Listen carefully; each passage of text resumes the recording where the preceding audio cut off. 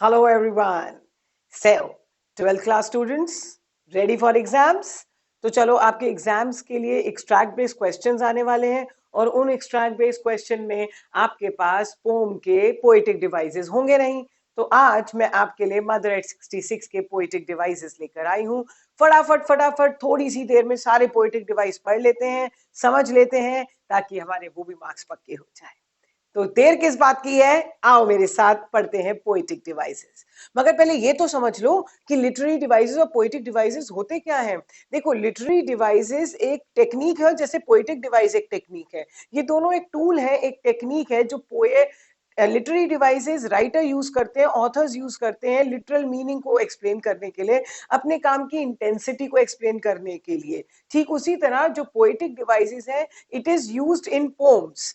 Poems में use होता है ताकि पोम की आत्मा, सोल को इंटेंसिफाई किया जाए, उसके गहरे मतलब को एक्सप्रेस कर सके, to add effect to the to a pome.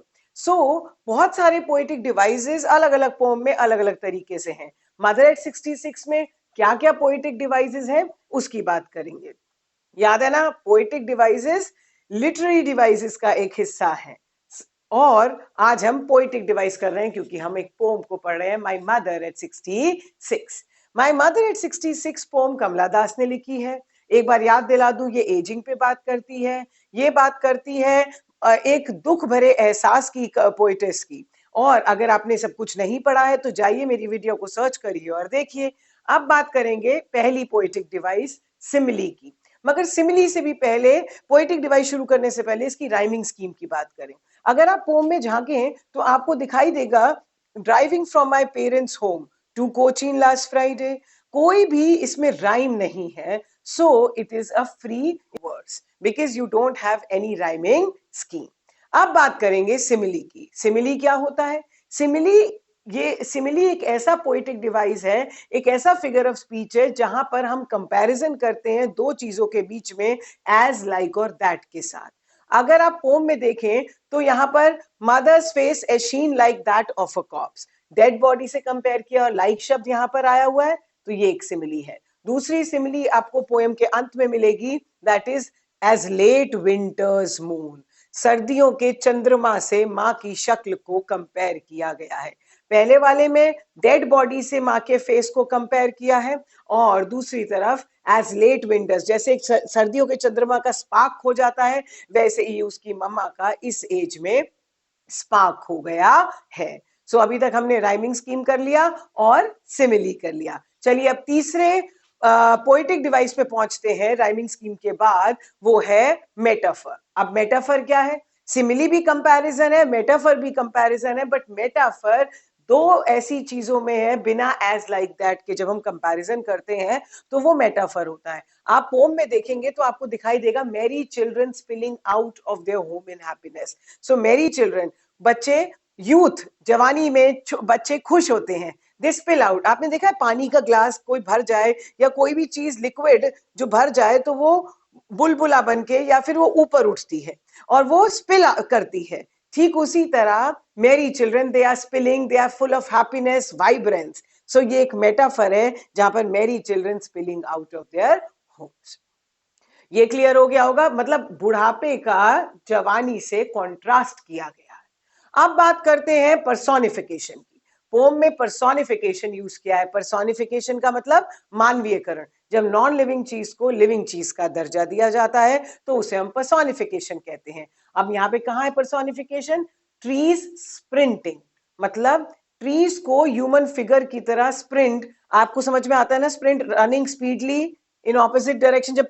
जब हमारी गाड़ी चलती है तो ऐसा लगता है पेड़ दौड़े, तो वही ट्री स्प्रिंटिंग यहाँ पर पर्सोनिफिकेशन है, बिकॉज ह्यूमन फिगर जो है ट्रीज को माना गया है।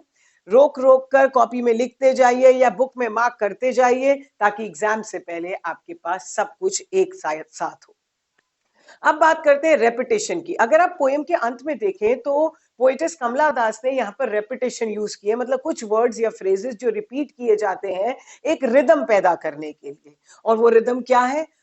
Smile, smile and smile. Last देखेंगे ना, all I did was smile smile. तो स्माइल स्माइल क्या है? रेपिटेशन है। और ये रेपिटेशन क्या क्या एग्जिबिट करती है? वो स्ट्रेस डाल रही है क्योंकि वो झूठी स्माइल से अपने असली इमोशंस को, दुख को छुपा रही है। अब बात करते हैं एलिट्रेशन की। एलिट्रेशन क्या होता है? It is again a figure of speech, एक पोएटिक डिवाइस है जहां पर we use the repetition of the consonants, एक ही साथ लिखे हुए लाइन में दो शब्दों के जो कॉन्सोनेंट के साउंड है वो रिपीट होते हैं। तो अगर आप नोटिस करें, देखें पोएम में माय मदर, दैट थॉट, तो टी टी, माय मदर मा, और देखिए सी यू सून अम्मा सा।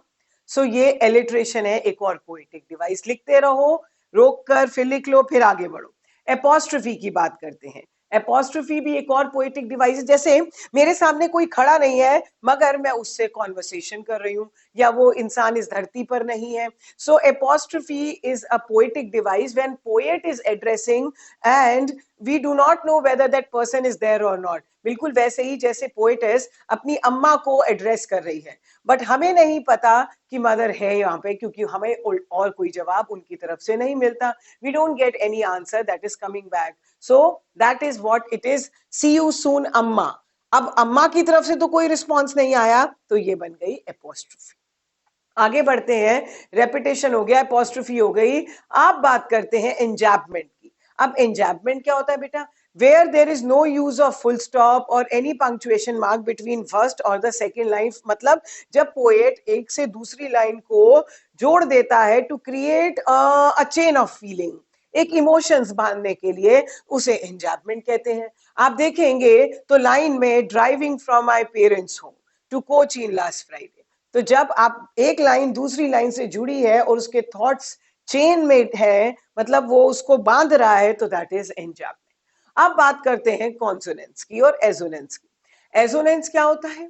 ये एक और पोएटिक डिवाइस है जिसमें use of wall sound, wall क्या है? ए ई आई ओ यू, तो उन वॉल साउंड्स जब आपको एक ही सेंटेंस में उस आवाज को मिले वॉल साउंड, तो वो एसोनेंस होता है। आप देखेंगे पोम में those open mouthed, O open का ओ, माउथेड का O, so those open mouthed. Her face ashen like that of a corpse, her में ई, फेस में ई, एशीन में ई, लाइक में, so that's how it is assonance. ऐसे ही consonance है। Consonance क्या है? Repetition of consonant sound. आप अगर देखेंगे सी यू सून अम्मा सा, स्माइल स्माइल, ये भी एक कॉन्सोनेंस है। खत्म। कितनी देर लगी पढ़ने में? कल नई वीडियो के साथ नए दूसरी पोम के पोएटिक डिवाइस करेंगे। आपने अपना काम करना नहीं भूलना है, चैनल को सब्सक्राइब करिए, औरों को बताइए और शेयर कीजिए and press the like button. Bye for now, take care.